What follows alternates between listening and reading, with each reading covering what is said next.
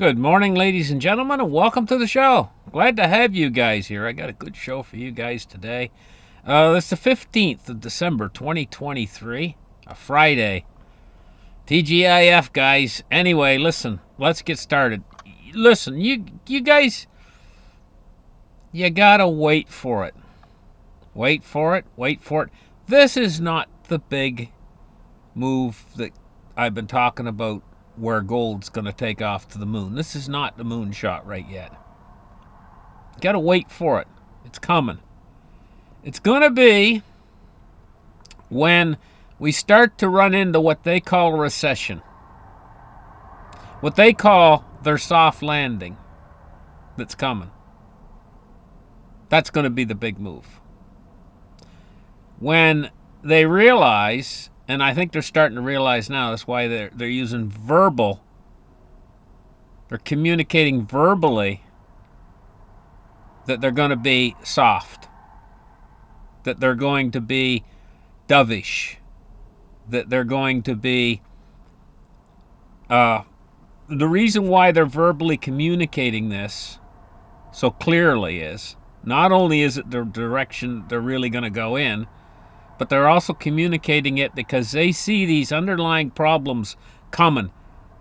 And they're not telling you just how desperate and how bad these underlying problems are. In other words, they see a depression coming, not a recession. They see a hard landing coming, not a soft landing. But they're going to continue telling you it's a soft landing coming and it's a recession that possibly coming that you're waiting for. So when this thing hits, they're going to follow through on what they've talked. Right now, this is all talk. Interest rates are still high. They're still doing quantitative tightening. But when this translates not into talk, but into action, that's when you're going to see the moonshot for gold and silver. This is just the preliminary. Sometimes I have a little bit of trouble pronouncing words for one reason or another, but this is the early stages or preliminary movement of just talk moving towards something real. And that something real is coming when it starts to actually hit and impact and have a tremendous impact on everything. Because this is an everything bubble that's bursting right now in real time. So you got to wait for it. It's coming, guys, and it's not that far away now. It's not like back when I was doing shows 4 or 5 years ago saying hyperinflation's coming, and you had a few years left. You don't have those years left any longer. And so the massive moves in gold and silver are going to come when this all ends and it doesn't translate into talk any longer, but actually into action. In other words, they're going to start up the money printers again. And I mean, I'm not talking about the bailouts that they're doing, which is the Bank Term Funding Program, which runs out in March, by the way. So what sort of shenanigans are they going to pull to try to get out of that? Because the bank's got like $650 billion right now of unrealized losses. What sort of shenanigans in March are they going to have to pull out of the hat then to try to cover up that? Because that's big. That's $650 billion. That's the best part of $1 trillion of a hole, a black hole in our banking system. That Bank Term Funding Program was only for a year, and see, that's why they could say, hey, it wasn't a bailout. We're just loaning the money to the banks. But that you remember the SVB crisis, the Silicon Valley Bank crisis, and all the other banks that went down with it? This isn't over by a long shot. And this is just a part. This is just a tip of the iceberg. What about the housing market?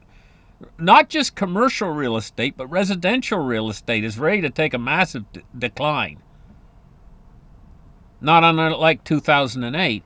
And, you know, an awful lot of, they're still packing these mortgages in the mortgage-backed securities, which is basically when they take a whole lump of mortgages and they just package them up and put a AA rate or AAA rating on them and sell them to everybody out there as mortgage-backed securities. They're still doing this stuff.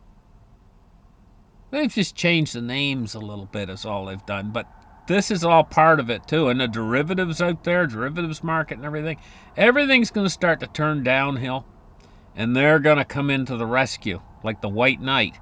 And that's when you're going to see your gold. You want to talk about move to the upside. Well, that dollar move we had in silver, I've been telling you guys we're going to have $3 days. And they're not just going to be one day and then it stalls out. It's going to be like day after day after day to get that silver price up there where it needs to be. Wait for it. It's coming. Now, moving on into the news here, we're going to take a look at what's going on. Russia. Now, this is really important, guys, right here. There's this thing about the F-16s, you know, these jets that are going to be given to Ukraine.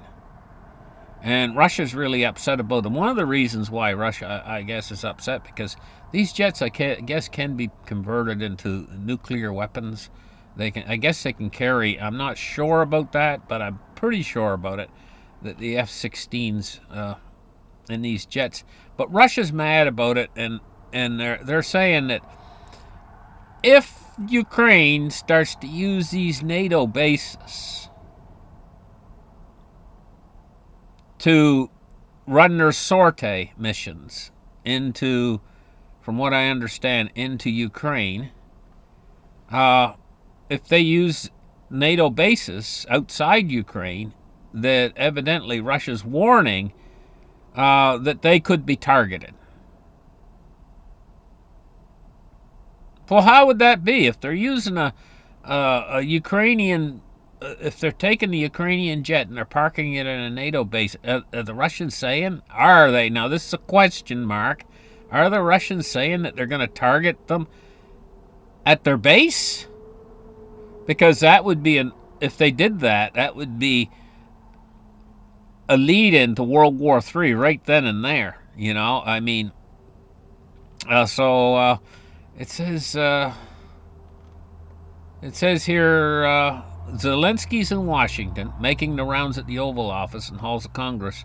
The Kremlin issued a fresh warning saying that if Ukraine's military is granted access to NATO air bases for sorties using the Western-made planes, it would respond, while deeming Ukraine's external allies as part or direct participants in the war. He says, we already hear comments that amid the significant destruction of Ukraine's airstrip infrastructure, the F-16s handed over to Ukraine may carry out their missions from air bases in Poland, Romania, and Slovakia, he said during the OSCE Forum meeting in Cooperation and Security.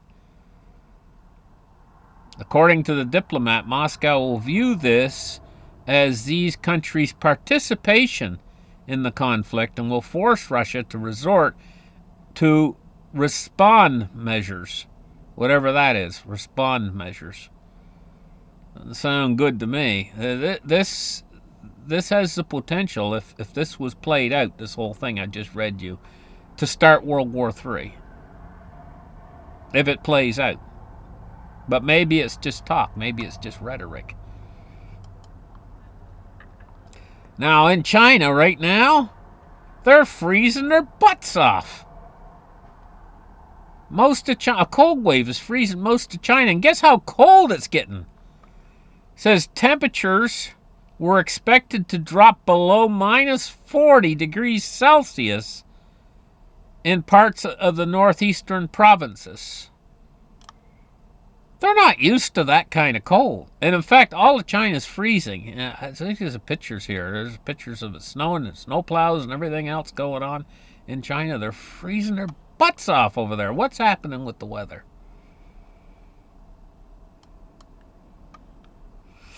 Now, here's an article that they're trying to take food into Gaza. And it says the United Nations says food trucks are being intercepted as hunger grows in Gaza. Now, it says the head of the UN Palestine Refugee Agency said on Thursday that crowds of hungry people were stopping its aid trucks in Gaza and helping themselves to food, making it almost impossible to continue delivering aid. Well, I have a question about this. It says, I'll read it again, that crowds of hungry people were stopping the aid trucks in Gaza and helping themselves to the food. Well, that's who they're bringing the food in for. And they're basically helping themselves to the food. But then the next sentence here, it says this is making it impossible to continue delivering aid. Well, they are delivering. That is delivering the aid. It's delivering the aid to the people who are hungry. Just they have. This is the way government works. They do not consider it delivered unless it's delivered through their channel the way they want it done. In other words, they stop at the aid agency, they unload the truck, the aid agency takes all the food and they put it out and deliver it to the people that it's got to go through their hands. In other words, this is missing a step here. The step is it's not being delivered to the spot where they want it delivered to and handed out the way they want it handed out. It's being taken by the people they would have gave it to anyway. So now they're saying this makes it impossible to continue delivering aid. So what are they going to do? Quit? I'm just asking questions here about this. Because I guess it's not being done the way they want it done according to rules and regulations. And this is the way government works all the way through. You know, I mean, this is the way government functions in every aspect of everything that they do. Everything has to be all the T's and all the I's have to be dotted, and it's like a mindless machine. It's already like an AI, like it doesn't even. AI has more thinking ability, at least, you know, more cognitive function than government. Government, everything has to. It's just part of the whole thing, the whole structure, the way I see it. But I mean, So these hungry people are helping themselves to the trucks, helping themselves to the food. They're not doing it through the proper government channel, and they're not signing the papers and dotting all the I's and crossing all the T's. They're not. And so what it's going to happen? It says it's making it impossible to continue delivering aid through the UN World Food Program. It says 2.3 million are starving as Israel's military assault in the southern part of the enclave expands and people are cut off from supplies. I just find this interesting, and I actually find it kind of pitiful. You know, the fact that humanity is this disorganized.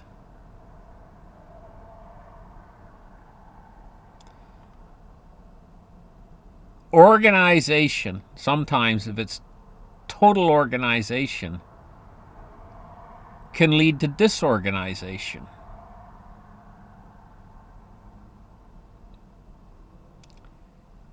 We were better off when we were living in caves. Honest to gosh. Now, a ballistic missile fired from Yemen struck the cargo ship in the Red Sea, and they've set it on fire. So this is an everyday occurrence now. I've been on here the last 4 or 5, 6 days. Every day it seems like there's a Yemenis attack. And now there's another one. They're setting a cargo ship on fire and setting it ablaze in the Red Sea. This is not going to continue. This will spread this war. This is going to break into something bigger, because now what the Yemenis are doing and the Houthi rebels are doing right now is they're touching the precious. They're just like that Golem guy on Lord of the Rings or whatever. Oh, my precious. Oh, my precious. This is how the world, the people in the money out there, you know, they got all these ships shipping. That's their precious. That's how they.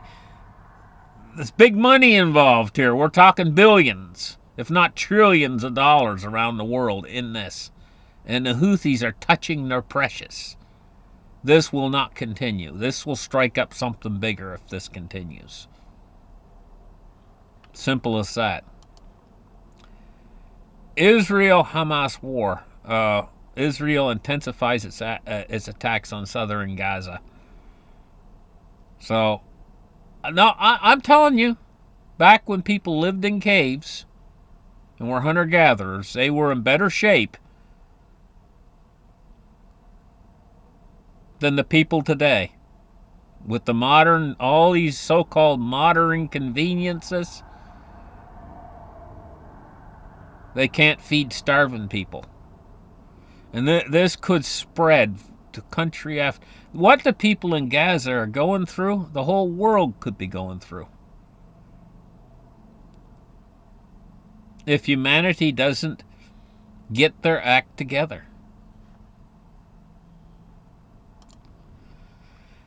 Hungary blocks the $50 billion of EU funding for Ukraine. So Hungary is out there right now, and they're blocking the funding that's coming from the European Union. Now, the United States, the funding is all of a sudden shut off.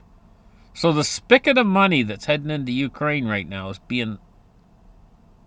The hose is kinked right now. It says Hungary has blocked 50 billion euros, which is 55 billion American dollars, in EU aid for Ukraine, just hours after an agreement was reached on starting membership talks. Veto for the extra money to Ukraine, Hungary's Prime Minister Viktor Orban said on Thursday's talks in Brussels. Now, taking a look today at the silver price, we got $23.94 today. It's down 20 cents on the day, but we've seen a pretty big increase in the price of silver over the past couple days from the slump that it found itself in after the last big increase. These are tremors in the market. That's what's happening. The market's starting to shake. This is the volcano, and you got the tremors going off. Well, I'm telling you guys, that's when we're going to hit the big explosion of the volcano. Mount Vesuvius is going to blow when they turn the money printers back on, and they're going to. It's just a matter of time. And that's why I say you got to wait for it. Powell just confirmed the direction I've been telling you all along that they're going to take. They're not going to let this system collapse into deflation. The first second that they see deflation, if they see deflation, they're going to stomp it out with money. Money is their fire hose of money, and if deflation is the fire. And if they see any hint, right now there's lots of smoke coming out every which way. And they're already talking about turning the hoses back on. So what do you think they're going to do? They're going to flood it with money. This is the only real tool they have. The Fed's not out of tools. They've got an unlimited money printer. And believe me, when the so-called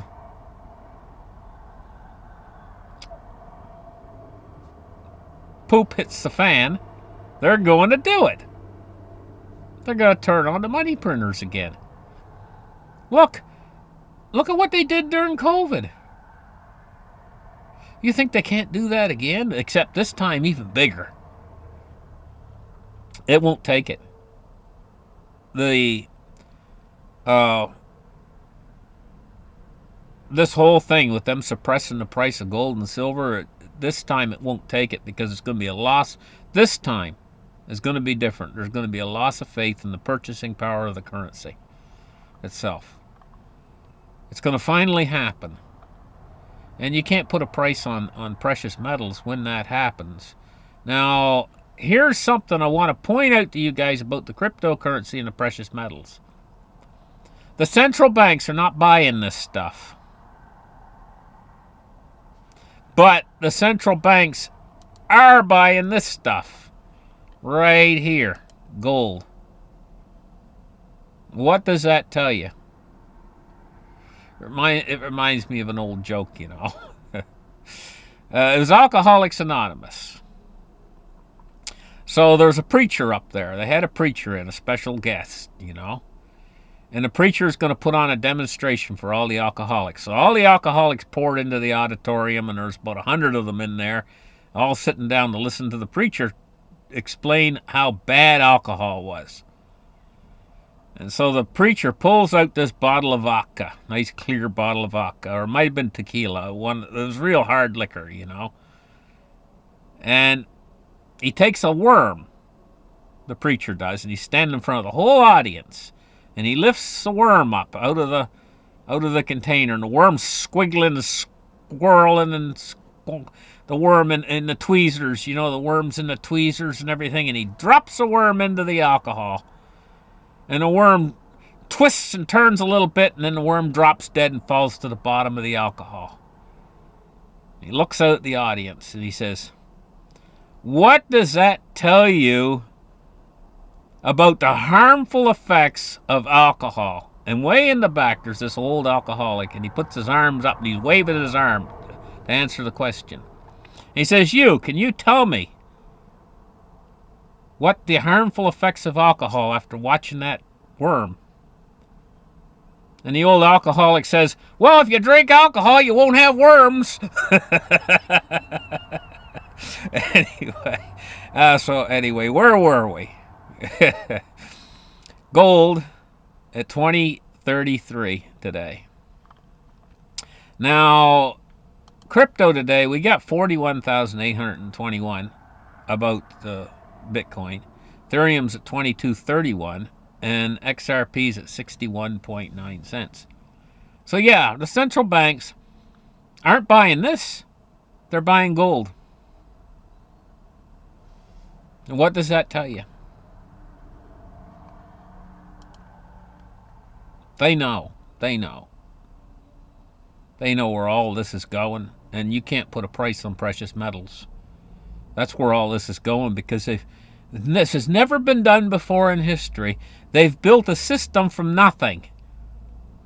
Basically, all of the money units for the entire system are nothing.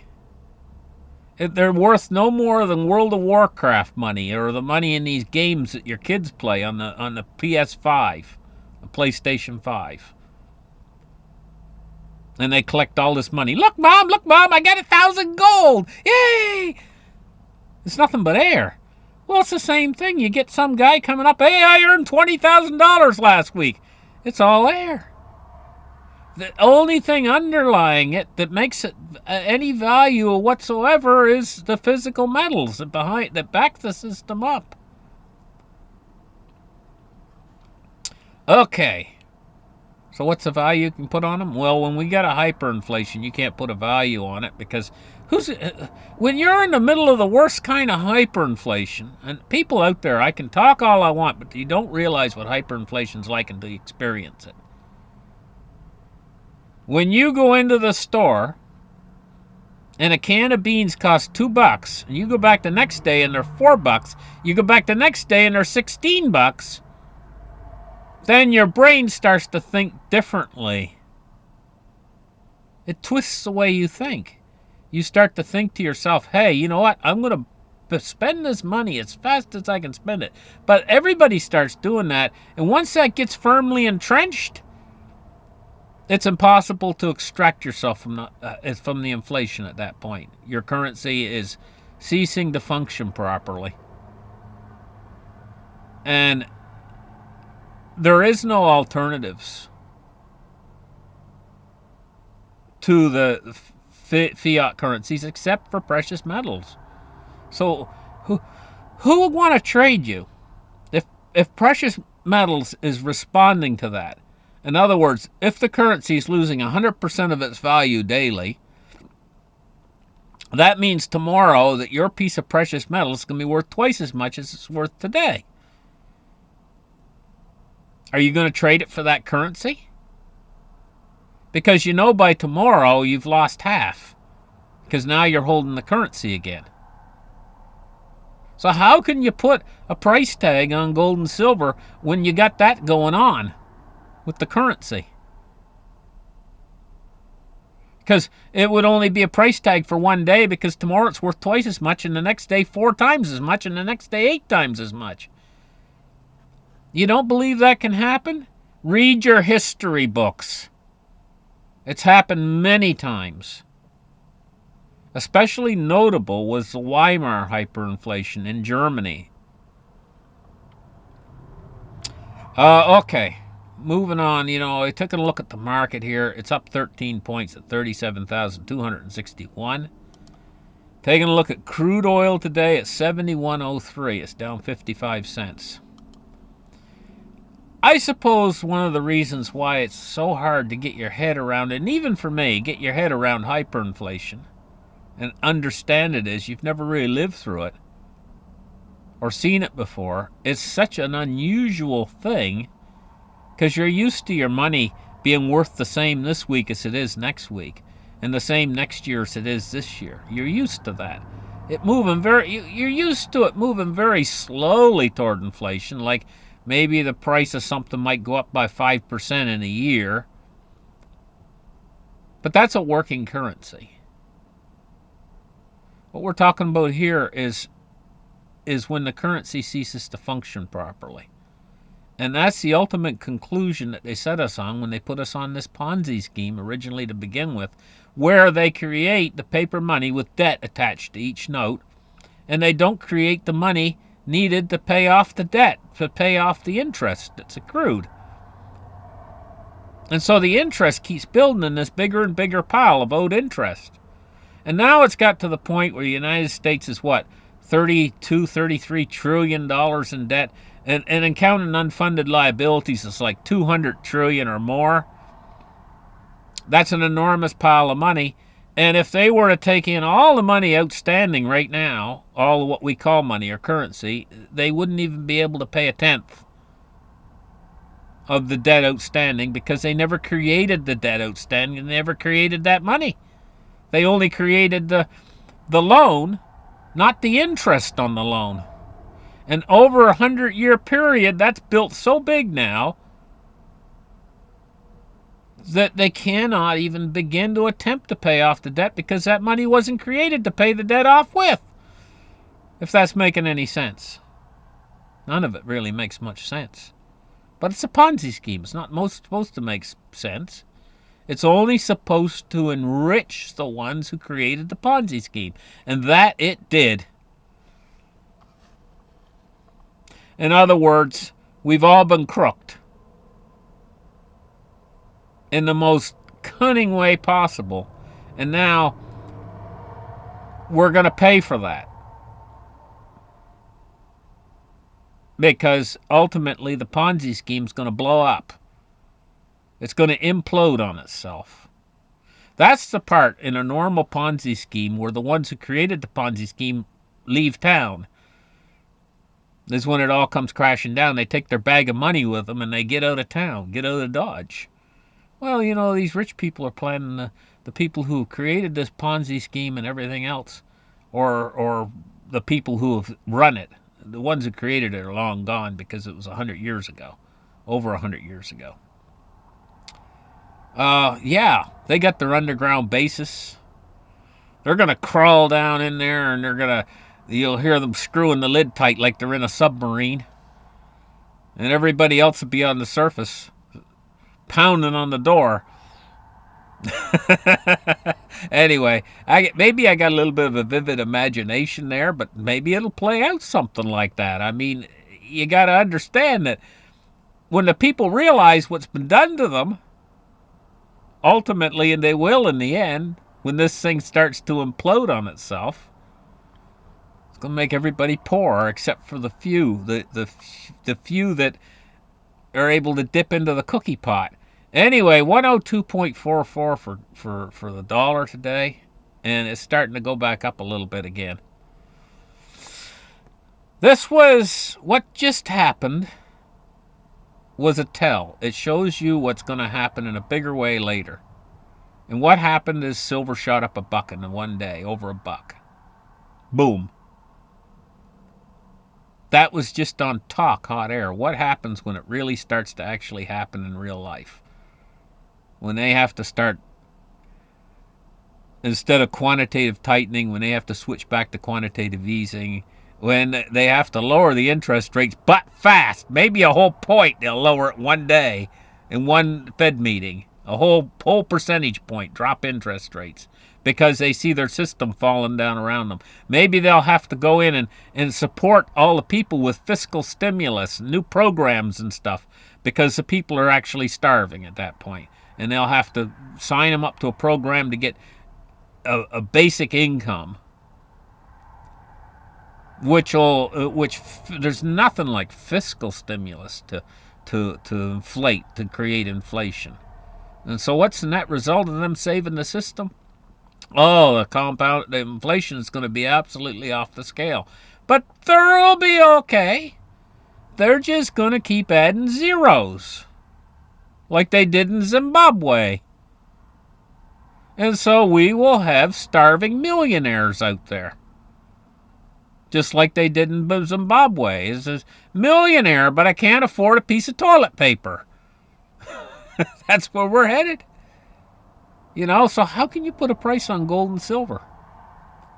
Like yesterday, I was talking about $2,500 silver. What's silver worth when it hits $2,500? Well, I don't know. What can you buy with $2,500 by the time silver hits $2,500?